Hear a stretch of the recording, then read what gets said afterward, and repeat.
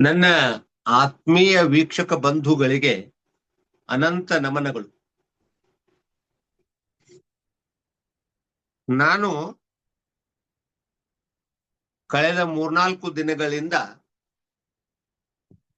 ನಮ್ಮ ಡಿಎಕ್ಷನ್ ಕಂಪನಿಯ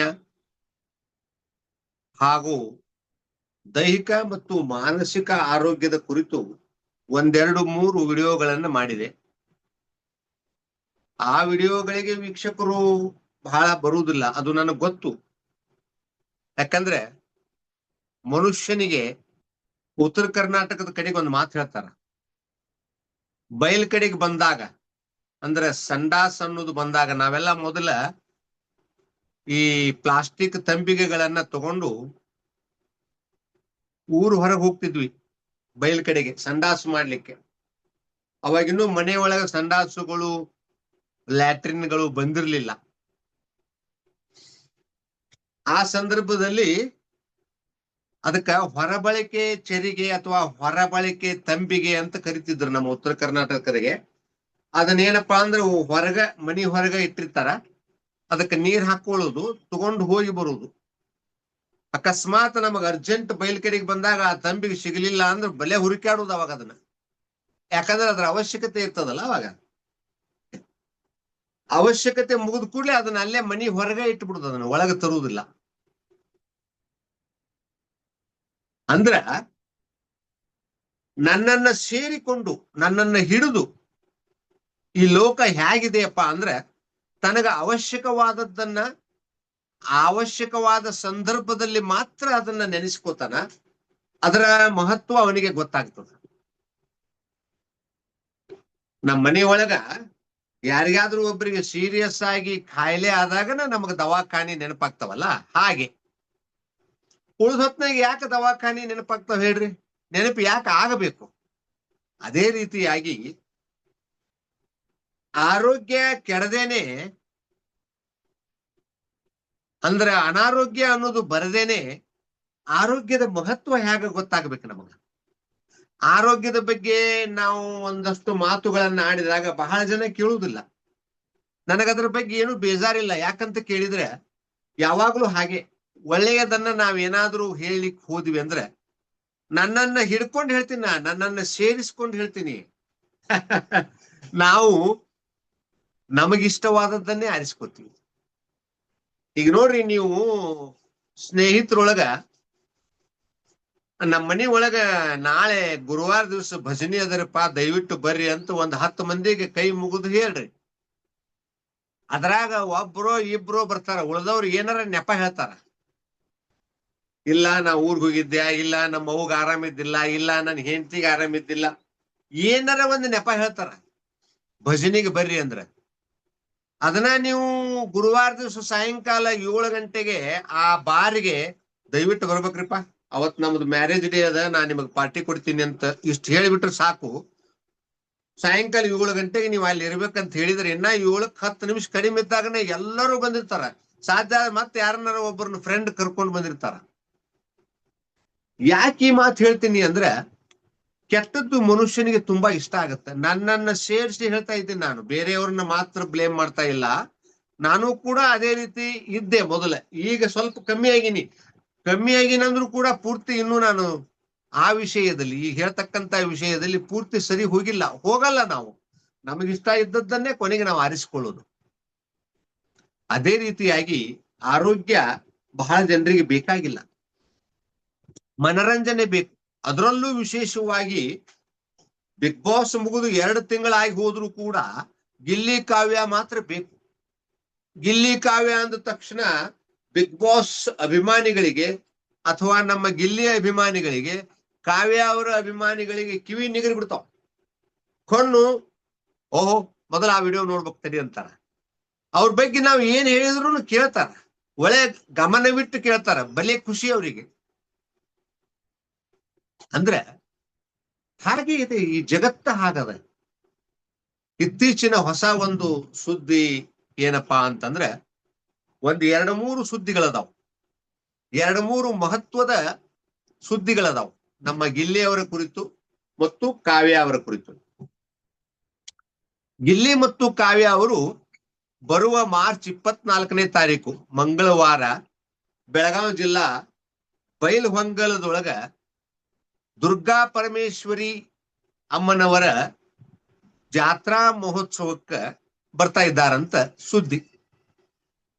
ಬಹುತೇಕ ಇದು ಪಕ್ಕಾ ಸುದ್ದಿ ಅಂತ ಅನಿಸ್ತದೆ. ಯಾಕಂದ್ರ ಹಾವೇರಿ ಒಳಗ ವರುಣ ಅಂತ ತಿಳ್ಕೊಂಡು ಒಬ್ಬರು ನಮ್ಮ ವೀಕ್ಷಕರದಾರ, ಅವರು ಗಿಲ್ಲಿಯವರ ಅಭಿಮಾನಿಗಳು ಕೂಡ. ಶಿಕಾರಿಪುರದೊಳಗ ಸ್ಟೇಜ್ ಒಳಗ ಒಂದು ಹೋರಿಯ ಫೋಟೋವನ್ನು ಕೊಟ್ಟಂತವ್ರು ಅವ್ರು ನನಗೆ ಹೇಳಿ ಈಗಾಗಲೇನೆ 10-12 ದಿವಸ ಆಯ್ತು, ಇಲ್ಲ ಸರ್ ಬೆಳಗಾವ್ ಬರ್ತಾ ಇದ್ದಾರ ಗಿಲ್ಲಿ ಮತ್ತು ಕಾವ್ಯ ಅಂತ ಹೇಳಿ. ಅದು ಈಗ ಸ್ವಲ್ಪ ಕ್ಲಿಯರ್ ಆಗ್ಯದ. ಗಿಲ್ಲಿ ಮತ್ತು ಕಾವ್ಯ ಅವರು ಬರ್ತಾ ಇರುವುದು ಬೆಳಗಾವ್ಕಲ್ಲ, ಬೈಲಹೊಂಗಲದಲ್ಲಿರ್ತಕ್ಕಂಥ ದುರ್ಗಾ ಪರಮೇಶ್ವರಿ ಅಮ್ಮನವರ ಜಾತ್ರಾ ಮಹೋತ್ಸವಕ್ಕೆ ಬರ್ತಾ ಇದ್ದಾರೆ ಅವರು. ಯಾರಿಗಾದ್ರೂ ಇಷ್ಟ ಇದ್ದವರಿದ್ರೆ ಅಲ್ಲಿ ಸುತ್ತಮುತ್ತಲಿನವರು ಕಾರ್ಯಕ್ರಮಗಳಿಗೆ ಹೋಗ್ರಿ, ಕೇರ್ಫುಲ್ ಆಗಿ ಹೋಗ್ರಿ, ಯಾವುದೇ ದಾನ್ಲೆ ಗದ್ದಲದೊಳಗೆ ಸಿಕ್ಕೋಬೇಡ್ರಿ, ಯಾವುದು ತಮಗ ತೊಂದರೆಗಳನ್ನ ಮಾಡ್ಕೊಳ್ಳದೇನೆ ಹೋಗಿ ಸಾಧ್ಯ ಆದ್ರೆ ನೋಡ್ಕೊಂಡು ಬರ್ಬೋದು ಅನ್ನುವಂತಹ ಮಾತನ್ನ ಹೇಳ್ತೀನಿ. ಆಮೇಲೆ ಇತ್ತೀಚೆಗೆ ಒಂದು ಸುದ್ದಿ ಹರಿದಾಡ್ತಾ ಇದೆ. ಕಿರಾತಕ ಭಾಗ 2 ಚಿತ್ರವನ್ನ ಗಿಲ್ಲಿಯವ್ರನ್ನ ಹಾಕೊಂಡು ಮಾಡ್ತಾ ಇದ್ದಾರೆ ಸಿನಿಮಾ ಅಂತ ಸುದ್ದಿ. ಅದಕ್ಕ ಡಾಕ್ಯುಮೆಂಟ್ಸ್ಗೆ ನಮ್ಮ ಗಿಲ್ಲಿಯವರು ಆಲ್ರೆಡಿ ಸಿಗ್ನೇಚರ್ ಮಾಡಿದಾರಂತ ಕೂಡ ಹೇಳ್ತಾ ಇದ್ದಾರೆ. ಆದ್ರೆ ನಮಗಿನ್ನೂ ಆ ಸುದ್ದಿ ಪಕ್ಕಾ ಆಗಿಲ್ಲ. ಕಿರಾತಕ ಭಾಗ 2 ಅಂದ್ರೆ ಮತ್ತಿನ್ನು ಕೆಲವ್ರು ಹೇಳ್ತಾರ ಇಲ್ಲ ಆ ಚಿತ್ರದಲ್ಲಿ ಕಾವ್ಯ ಅವ್ರನ್ನು ತಗೊಂಡ್ರು ತುಂಬಾ ಚೆನ್ನಾಗಿರ್ತದಂತ. ಯಾಕಂದ್ರೆ ಕಾವ್ಯ ಅವರು ಮತ್ತು ಗಿಲ್ಲಿಯವರ ಜೋಡಿ ತುಂಬಾ ಚೆನ್ನಾಗಿದೆ, ಕರ್ನಾಟಕದೊಳಗೆ ಬಹಳ ಜನರಿಗೆ ಇಷ್ಟ ಆಗಿದೆ.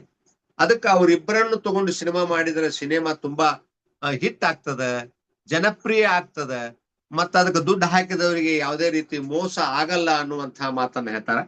ಆಮೇಲೆ ಇನ್ನೊಂದು ಸುದ್ದಿ ಹರಿದಾಡ್ತಾ ಇದೆ. ಅವರು ಆಂಧ್ರ ಪ್ರದೇಶದ ತೆಲುಗು ಜ್ಯೋತಿಷಿಗಳು ಅಂತ ಕಾಣಿಸ್ತದೆ. ಅವರು ಸಾಮಾನ್ಯವಾಗಿ ದೊಡ್ಡ ದೊಡ್ಡ ಚಿತ್ರ ನಟ ನಟಿಯರಿಗೆ ಭವಿಷ್ಯವನ್ನ ನುಡಿತಾರ, ಅವರಿಗೆ ಭವಿಷ್ಯವನ್ನ ಹೇಳ್ತಾರ, ಪೂಜೆಗಳನ್ನ ಏನೋ ಮಾಡಿಸ್ತಾರ. ಅವ್ರ ಹೆಸರು ನಾವು ತಗೊಳ್ಳೋದು ಬೇಡ.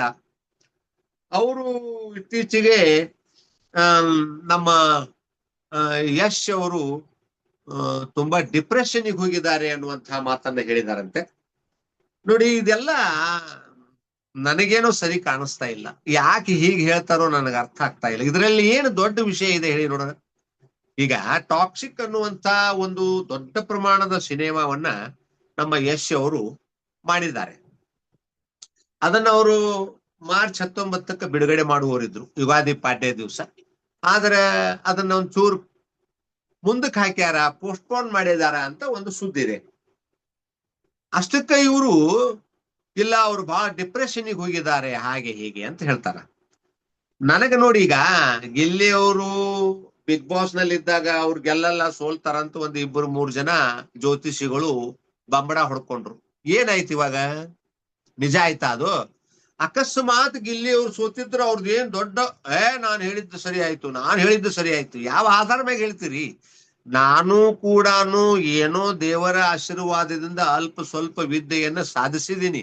ಕಳೆದ ಸುಮಾರು 35 ವರ್ಷಗಳಲ್ಲಿ ಒಂದಷ್ಟು ಭಗವಂತನ ಕೃಪೆಯಿಂದ ಅಧ್ಯಯನ ಆಗಿದೆ ಜ್ಯೋತಿಷದ್ದು. ಆದ್ರೆ ನಾನು ಇಂತಹ ಭವಿಷ್ಯಗಳನ್ನ ನುಡಿಯುವುದಿಲ್ಲ.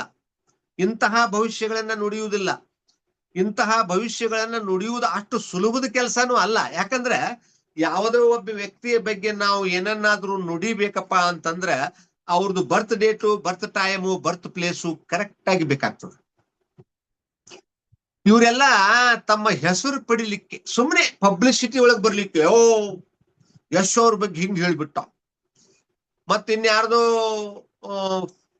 ಚಿತ್ರ ನಟ ನಟಿಯರ್ದು ಮದುವೆ ಆಯ್ತಂದ್ರ ಅವ್ರದ್ದು ಬಹಳ ದಿವಸ ನಡೆಯುವುದಿಲ್ಲ, ಅವ್ರದ್ದು ಬ್ರೇಕಪ್ ಆಗ್ತದ, ಅವರು ಡೈವರ್ಸ್ ಮಾಡ್ತಾರ, ಇಂಥವೆಲ್ಲ ಸುದ್ದಿಗಳನ್ನು ಹೇಳುವುದು, ಇಂಥವೆಲ್ಲ ಭವಿಷ್ಯ ನುಡಿಯುವುದು. ನನ್ನ ತಿಳುವಳಿಕೆ ಪ್ರಕಾರ ಜ್ಯೋತಿಷ್ಯವನ್ನ ಅಧ್ಯಯನ ಮಾಡಿದವರು, ನಿಜವಾದ ಜ್ಯೋತಿಷಿಗಳು, ನಿಜವಾದ ಜ್ಯೋತಿಷ್ಯವನ್ನ ಪ್ರೀತಿಸುವವರು ಯಾರು ಇಂಥ ಭವಿಷ್ಯಗಳನ್ನು ನುಡಿಯುವುದಿಲ್ಲ. ಇವರೆಲ್ಲ ಸುಮ್ಮನೆ ತಮ್ದೇನೋ ಒಂದು ಹೆಸರು ಪಡಿಲಿಬೇಕು, ಪ್ರಸಿದ್ಧಿಗೆ ಬರ್ಬೇಕಂತ ಏನೇನೋ ಮಾಡ್ಲಿಕ್ಕೆ ಹೋಗ್ತಾರ, ಕೊನೆಗೆ ಹೆಸರು ಕೆಡಿಸ್ಕೊಂತಾರ ಅವ್ರು. ಈಗ ಉದಾಹರಣೆಗೆ ಟಾಕ್ಸಿಕ್ ಅನ್ನುವಂತ ಒಂದು ದೊಡ್ಡ ಚಿತ್ರವನ್ನ ತೆಗೆದಾರ ಅವರು, ಯಶ್ ಅವರು. ಅಂತ ಚಿತ್ರವನ್ನು ತೆಗೆದಾಗ ಅವರು ಪೋಸ್ಟ್ಪೋನ್ ಮಾಡಿರೋದಕ್ಕೆ ಕಾರಣಗಳಿರ್ಬೋದು. ಏನಾದ್ರು ಯುದ್ಧದ ಸಮಯ ಇದು, ಜನಗಳು ಅಷ್ಟೊಂದು ಹೊರಗಡೆ ಬರಲ್ಲ, ಸಿನಿಮಾಗಳನ್ನ ನೋಡ್ಲಿಕ್ಕಿಲ್ಲ ಅಂತ ಒಂದು ಕಾರಣ ಇರಬಹುದು. ಅಥವಾ ಬೇರೆ ಬೇರೆ ಸಿನಿಮಾಗಳು, ದೊಡ್ಡ ದೊಡ್ಡ ಸಿನಿಮಾಗಳು ಈಗಾಗಲೇ ಬಿಡುಗಡೆ ಆಗಿದ್ದಾವು, ಒಂದಷ್ಟು ಗ್ಯಾಪ್ ಇಟ್ಟುಕೊಂಡು ಮಾಡಿದ್ರೆ ಚೆನ್ನಾಗಿರುತ್ತಂತ ಇರಬಹುದು. ಇಲ್ಲ ಆ ಚಿತ್ರದಲ್ಲಿ ಇನ್ನೊಂದು ಸಣ್ಣ ಪುಟ್ಟ ಏನಾದ್ರೂ ಸುಧಾರಣೆಗಳನ್ನ, ಡೆವಲಪ್ಮೆಂಟ್ ಗಳನ್ನ ಮಾಡ್ಕೋಬೇಕು ಅನ್ನೋ ಉದ್ದೇಶ ಇರಬಹುದು, ಏನಾದ್ರೂ ಇರಬಹುದು. ಡಿಪ್ರೆಷನ್ಗೆ ಹೋಗಿದ್ದಾರೆ ಅಂದ್ರ ನೋಡಿ, ಅಷ್ಟು ದುಡ್ಡು ಹಾಕಿ, ಅಷ್ಟು ಖರ್ಚು ಮಾಡಿ, ಅಷ್ಟು ಟೆನ್ಷನ್ ತಗೊಂಡು ಕೆಲಸ ಮಾಡುವವರು ಡಿಪ್ರೆಷನ್ಗೆ ಹೋಗಿರ್ತಾರ. ಏನ್ ತಪ್ಪದ? ತಪ್ಪೇನದ ರೀ? ಯಾರಿಗಾದ್ರೂ ಟೆನ್ಷನ್ ಇರತ್ತದಲ್ಲ. ಈ ಜ್ಯೋತಿಷಿಗಳು ಅಷ್ಟು ದುಡ್ಡು ಹಾಕಿ ಆ ಕೆಲಸ ಮಾಡಿದ್ರೆ ಅವರು ಡಿಪ್ರೆಷನ್ಗೆ ಹೋಗ್ತಾರ. ಸುಮ್ನೆ ನಾವು ಇನ್ನೊಬ್ಬರ ಬಗ್ಗೆ ಹಗುರವಾಗಿ ಮಾತನಾಡುವುದು ಬಹಳ ಸುಲಭವಾದ ಕೆಲಸ, ಆದ್ರೆ ಅದು ಒಳ್ಳೆಯ ಕೆಲಸ ಅಲ್ಲ. ಅವ್ರು ಡಿಪ್ರೆಷನ್ಗೆ ಹೋಗಿರ್ಬಹುದ್ರಿ, ತಪ್ಪೇನಾಯ್ತು? ಈಗ ನಿಮಗೇನು ಅದರಿಂದ ಕಷ್ಟ? ಅವ್ರು ಡಿಪ್ರೆಷನ್ಗೆ ಹೋಗಿರ್ತಾರ, ನಾಳೆ ಒಂಚೂರು ಅದು ಸರಿ ಹೋಯ್ತಂದ್ರೆ ಖುಷಿನೂ ಪಡ್ತಾರ. ಅದು ಹಿಟ್ ಆಯ್ತಪ್ಪ, ಕ್ಲಿಕ್ ಆಯ್ತಂದ್ರ ಅವಾಗ ಅದನ್ನು ಖುಷಿನೂ ಪಡ್ತಾರ ಅವ್ರು. ಮನುಷ್ಯ ಅಂದ್ಮೇಲೆ ನೋಡ್ರಿ, ಅಪ್ ಅಂಡ್ ಡೌನ್ಸ್ ಇದ್ದೇ ಇರ್ತಾವ. ಇವ್ರೇನ್ ಹೇಳ್ಬೇಕು ಅದನ್ನ? ಇವರಿಂದ ಕೇಳಿ ತಿಳ್ಕೊಬೇಕಾ? ಒಬ್ಬ ಚಿತ್ರ ನಟ ನಟಿ ಸಾಮಾನ್ಯವಾಗಿ ಮದುವೆ ಆದ್ರೆ ಅಷ್ಟು ಸುಲಭವಾಗಿ ಬಹಳ ದಿನ ಅವ್ರು ಒಂದಾಗಿ ಬಾಳ್ತಾರ ಅಂತ ಹೇಳಿಕ್ ಆಗಲ್ಲ. ಈ ಮಾತನ್ನ ನಾನು ಹಿಂದ ಒಂದೆರಡು ವಿಡಿಯೋಗಳಲ್ಲಿ ಹೇಳಿದ್ದೀನಿ. ಅವರು ಬ್ರೇಕಪ್ ಆಗ್ಬಹುದು, ಡೈವರ್ಸ್ ಆಗ್ಬಹುದು. ಯಾಕಂದ್ರೆ ಅಷ್ಟು ಸೂಕ್ಷ್ಮ ಇರ್ತದೆ. ಎಸ್ಪೆಷಲಿ ಒಬ್ಬ ಹೀರೋಯಿನಿ ಮದುವೆ ಆಗುವುದು ಅಂದ್ರೆ ಅದು ಬಹಳ ಸೂಕ್ಷ್ಮ ಅಂತ ನಾ ಮೊದಲ ಹೇಳೀನಿ. ಕತ್ತಿಯ ಅಲುಗಿನ ಮೇಲೆ ನಡೆದಂಗ. ಅವ್ರಿಗೆ ನೋಡ್ರಿ, ಯಾವಾಗ್ಲೂ ಮನುಷ್ಯ ನೋಡ್ರಿ ಬಹಳ ಸಂಶಯ ಪಿಶಾಚಿ. ಮನುಷ್ಯ ಅಂದ್ರೆ ಸಂಶಯ ಪಿಶಾಚಿ. ಅವನು ಒಂದಾಗ್ಲಿಕ್ಕೆ ಬಹಳ ಖುಷಿ ಪಡ್ತಾನ, ಆದ್ರೆ ಒಂದಾದ್ಮೇಲೆ ಆದಷ್ಟು ಬೇಗ ಎರಡಾಗ್ಬಿಡ್ತಾನ ಅವನು. ಯಾಕಂದ್ರೆ ಒಬ್ಬರ ಮೇಲೆ ಒಬ್ಬರಿಗೆ ವಿಶ್ವಾಸ ಇರಲ್ಲ, ವಿಶ್ವಾಸ ಬರಲ್ಲ. ಬಹಳ ಮಜಾ ಅದ ಇದು. ಅದು ಬೇಕು ಬೇಕು ಬೇಕು ಅಂತ ಎಂತೀವಲ್ಲ, ಅದು ಬಂದ ನಂತರ ಅದಕ್ಕೆ ಅದು ಬೇಕು ಬೇಕು ಅನ್ನೋದ್ರ ಮೊದಲಿನ ಹಂಬಲ ಕಮ್ಮಿ ಆಗ್ತಾ ಹೋಗ್ಬಿಡ್ತದ day by day. This is truth of this universe. ಈ ಸೃಷ್ಟಿ ನಿಯಮನ ಹಂಗದರಿ, ಯಾರೇನು ಮಾಡ್ಲಿಕ್ಕಾಗಲ್ಲ. ಅದಕ್ಕ ಇಂತಹ ಜ್ಯೋತಿಷಿಗಳನ್ನ ದಯವಿಟ್ಟು ನಂಬೇಡ. ಅವರಿಗೆ ನಾಳೆ ಮುಂಜಾನೆ ಏನಾಗ್ತದ ಅಥವಾ ನಾಳೆ ಮುಂಜಾನೆ ನಾ ಎಲ್ಲಿರ್ತೀನಿ ಅನ್ನೋದು ಅವ್ರಿಗೆ ಗೊತ್ತಿರಂಗಿಲ್ಲ. ಸುಮ್ಮನೆ ಇಂಥವೆಲ್ಲ ಹೇಳ್ತಾರ. ದಯವಿಟ್ಟು ಅಂತ ಯಾವುದೇ ಮಾತುಗಳನ್ನ ಯಾವುದೇ ಜ್ಯೋತಿಷಿ ಹೇಳಿ ಅವನ್ಯಾವನ್ನು ನಂಬ್ಲಿಕ್ಕೆ ಹೋಗ್ಬೇಡಿ ಅಂತ ನಾನು ವಿನಂತಿಯನ್ನು ಮಾಡ್ಕೊತಾ ನನ್ನ ಇವತ್ತಿನ ಈ ಮಾತುಗಳನ್ನು ಮುಗಿಸ್ತಾ ಇದ್ದೀನಿ ಸರ್. ದಯವಿಟ್ಟು ಮುಂದಿನ ದಿನಮಾನಗಳಲ್ಲಿ ನಾನು ಆರೋಗ್ಯದ ಬಗ್ಗೆ ವಿಡಿಯೋಗಳನ್ನು ಮಾಡಿದಾಗ ಇದೇ ರೀತಿ ನನಗೆ ಪ್ರೋತ್ಸಾಹವನ್ನು ಕೊಡ್ರಿ ಅಂತ ಹೇಳ್ತಾ ನನ್ನ ಇವತ್ತಿನ ಈ ಮಾತುಗಳನ್ನು ಮುಗಿಸ್ತಾ ಇದ್ದೀನಿ sir. Thank you sir, thank you very much. ಮುಂದಿನ ವಿಡಿಯೋದಲ್ಲಿ ಭೇಟಿ ಆಗೋಣ. Thank you.